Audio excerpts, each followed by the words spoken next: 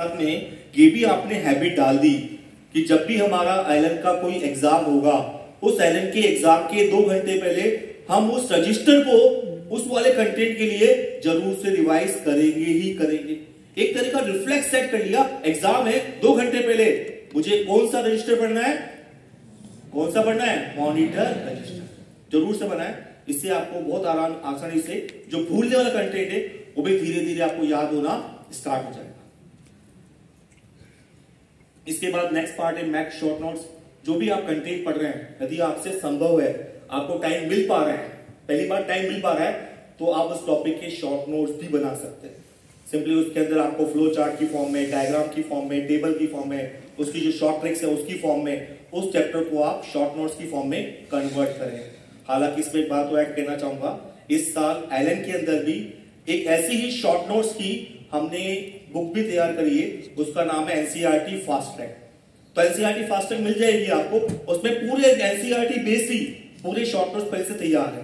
पर तभी मैं कहना चाहूंगा कि आपकी खुद के जो शॉर्ट नोट्स होंगे ना, वो आपको ज्यादा अच्छे से याद होंगे, क्योंकि आपकी अपने खुद के बनाए हुए नोट्स ज्यादा अच्छे से फील कर पाते हैं, उस पर ज्यादा अच्छा कॉन्फिडेंस आएगा। तो अपने खुद के बनाए, और मालूम नहीं बना पा रहे हैं, टाइम नहीं मिल पा रहा है, तो एलन से भी आपको ये बुक मिल जाएगी, उससे भी आप फॉलो करके आराम से आप फास्ट क्विक रिवीजन कर सकते हैं।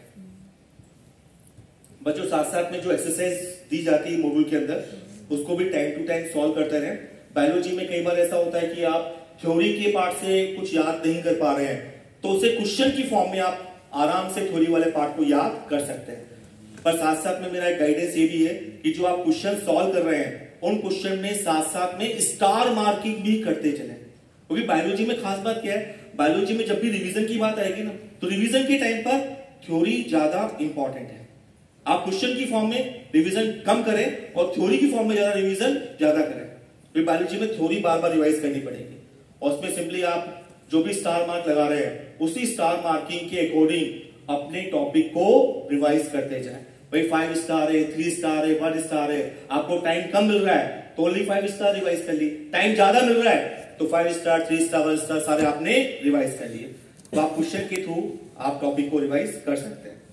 बच्चों ये एग्जाम तो आपने फॉलो किया होगा, लास्ट ईयर भी किया है फॉलो।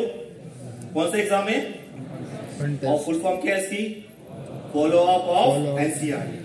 सिंपली इसके अंदर आपको पता है बैक पोर्शन के अकॉर्डिंग एग्जाम होता है, और आपको घर बैठे एग्जाम देना पड़ता है, एलन आने की जरूरत भी नहीं पड़ती। पता है आपको एलन का जो पोर्टल है, एलन डिजिटल ऐप पर ही ये एग्जाम हो जाता है। इसका फायदा क्या है, इसका एडवांटेज क्या है, ये बहुत इंपॉर्टेंट है, पता होना चाहिए। एडवांटेज क्या है, एक तो हमारी एनसीईआरटी रिवाइज हो रही है, एक घर बैठे एग्जाम हो रहा है, और साथ साथ में बैक पोर्शन बहुत सिस्टमेटिक तरीके से टाइमली हम रिवाइज कर पा रहे हैं। बच्चों आगे क्या होगा, आगे आप जब बढ़ेंगे ना, तो आगे मेन पार्ट जो होगा वो आपका बैक पोर्शन होगा। करंट पोर्शन क्लास में चल रहा है, अच्छी बात है, पर आपका जो मेन पार्ट होगा वो क्या होगा, बैक पोर्शन होगा। और यदि बैक पोर्शन को आपने सिस्टमेटिकली अच्छे से टाइम टू टाइम रिवाइज किया है, तो अपने आप ही आपका कॉन्फिडेंस अच्छा रहेगा, आपके आगे वाले पार्ट के एग्जाम भी अच्छे होंगे, आपका करंट पोर्शन भी अपने आप ही उस बैक पोर्शन के कॉन्फिडेंस से वो भी अच्छा चलेगा।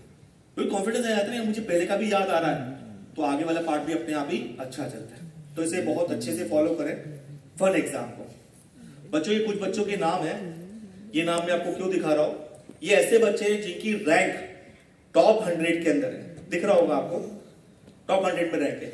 पर टॉप 100 में रैंक और बच्चों की भी आएगी, बहुत सारे बच्चों की आएगी, ये कुछ ही बच्चों के नाम है उसमें से। इन बच्चों की खास बात क्या है, ये ऐसे बच्चे हैं जो केवल और केवल एक ही साल के लिए एलन के अंदर एडमिशन लिया। 11th के अंदर ये एलन में नहीं थे, केवल 12th के अंदर ही इन्होंने एलन के अंदर एडमिशन लिया। अब मैं आपसे डिस्कस क्यों कर रहा हूं भाई, कई बार क्या होता है, बच्चे ये सोच लेते हैं